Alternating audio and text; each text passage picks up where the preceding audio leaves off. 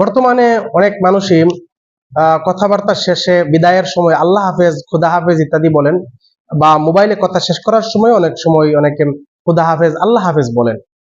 এটা বলা যাবে কিনা, বা এটা বললে শরীয়তে কোনো সমস্যা আছে কিনা? উত্তর হলো নিয়ম হলো উত্তর হলো যে আসল নিয়ম হলো আমাদের মুসলমানদের জন্য কারোর সাথে কথাবার্তা শেষ হলে বিদায়ের সময় সালাম দিয়ে বিদায় নেওয়া। এমনই ভাবে মোবাইলে হোক বা সরাসরি কথাবার্তায় হোক, কথা শেষ হলে সালাম দেওয়া, এটাই হলো সুন্নাহ। আল্লাহ হাফেজ, খুদা হাফেজ এগুলা বলা সুন্নত নয়। সুতরাং যদি কেউ সুন্নত মনে করে আল্লাহ হাফেজ বা খুদা হাফেজ বলে, তাহলে সেটা বেদাত হবে, কারণ এটা তো হাদিসে আসেনি।